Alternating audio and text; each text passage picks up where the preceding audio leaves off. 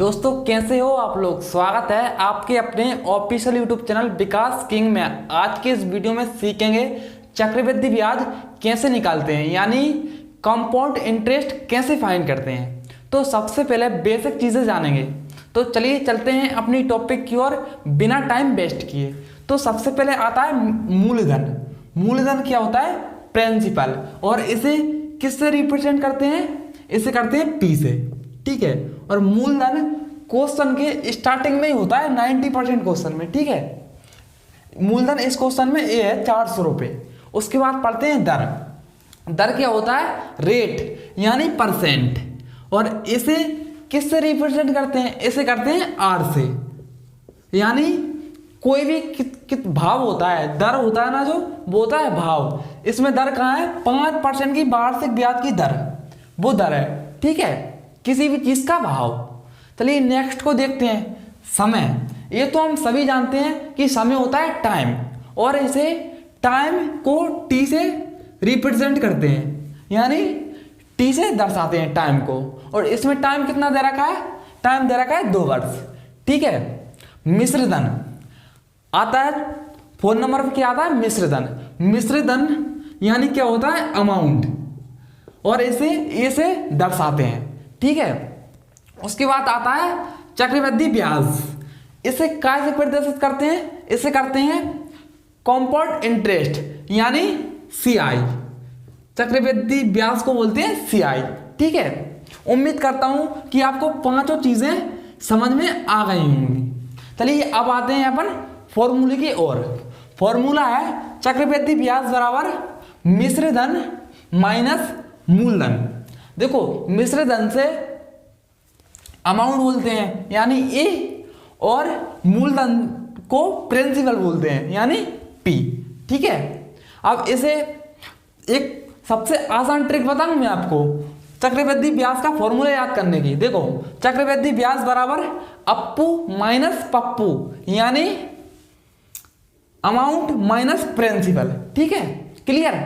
उसके बाद ये तो है चक्रवृद्धि ब्याज का, लेकिन चक्रवृद्धि ब्याज को निकालने के लिए हमें मिश्रधन की जरूरत होती है। और मिश्रधन कैसे निकालते हैं? मिश्रधन का फॉर्मूला ए है, मिश्रधन बराबर मूलधन ब्रैकेट में 1 प्लस दर अपन में 100 और पावर में टाइम, यानी समय, ठीक है। अब इसको सबसे आसान तरीका बताऊं मैं आपको याद करने के लिए। अप्पू ने पप्पू को 1 दिन यानी टाइम रास्ते में 100 रुपये दिए, यानी प्लस, ठीक है। हो गया ना फॉर्मूला याद? एक बार और फिर से रिपीट करते हैं। देखो अप्पू ने पप्पू को 1 दिन यानी टाइम, रास्ते में यानी दर 100 रुपये दिए यानी प्लस का साइन, ठीक है। आप इसे इस प्रकार से याद रख सकते हो।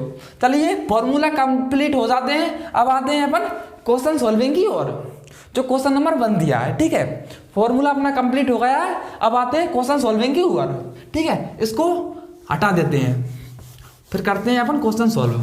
चलिए आते हैं क्वेश्चन नंबर 1 की ओर। क्वेश्चन नंबर 1 है 400 रुपये का 5% वार्षिक ब्याज की दर से 2 वर्ष का चक्रवृद्धि ब्याज ज्ञात कीजिए। अब देखते हैं इसमें क्या क्या चीजें दे रखी हैं।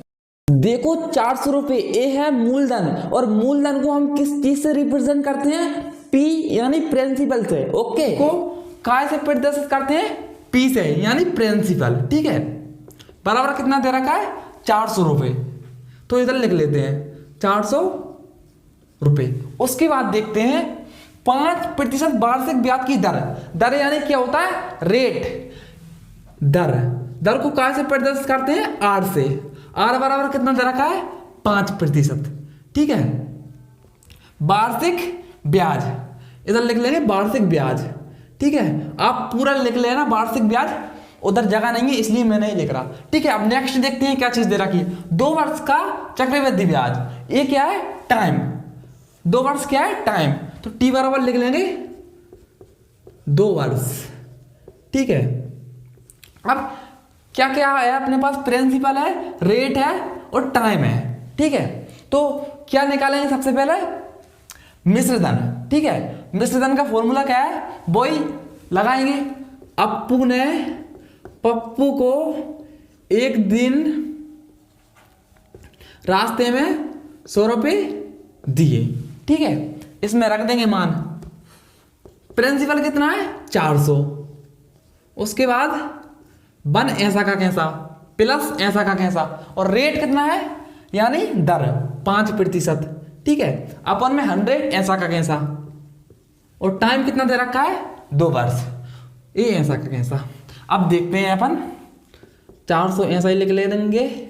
उसके बाद इधर कुछ नहीं होता तो क्या करते हैं 1 लगा लेते हैं। ठीक है, 100 और 1 का एलसीएम लेंगे तो कितना आएगा 100। ठीक है, 1 में 100 का भाग देंगे तो कितना हो जाएगा 100, और 100 में 1 का मल्टीप्लाई करेंगे कितना हो जाएगा 100। ठीक है, प्लस 5 और घात 2, ये कितना हो जाएगा, ये हो जाएगा 400। उसके बाद ये हो जाएगा 105 अपन में 100, और पावर 2 है। अब इसको काट देंगे 5 से। 5 से कितनी बार कटेगा 21 बार। ठीक है, और 5 से ये कितनी बार कटेगा 20 बार। 5 दूनी 10, 20 बार। ठीक है, अब 400 देखो इसमें घात है ना 2, तो इसको 2 बार लिख लेंगे। 21 इंटू 21 अपॉन 20 इंटू 20। देखो 0 से 0 कैंसिल, 0 से 0 कैंसिल, है ना। 2 एकम 2, 2 दूनी 4, और 2 एकम 2, 2 दूनी 4, यानी पूरा कैंसिल हो गया। बचा कितना 21 इंटू 21, इसका मल्टीप्लाई कर लेंगे कितना 21 इंटू 21 कितना हो जाएगा 441। ठीक है, एक क्या चीज आई है अपनी, ये आया अपना अमाउंट यानी मिश्रधन। ठीक है, मिश्रधन कितना आ गया अमाउंट आ गया 441। अब क्या करेंगे, अब सूत्र लगा देंगे किसका, चक्रवृद्धि व्यास का। चक्रवृद्धि व्यास का सूत्र क्या होता है, चक्रवृद्धि व्यास बराबर मिश्रधन माइनस मूलधन। और ट्रिक से बोलेंगे तो कैसे बोलेंगे, चक्रवृद्धि सीआई बराबर अप्पू माइनस पप्पू, यानी अमाउंट माइनस प्रिंसिपल।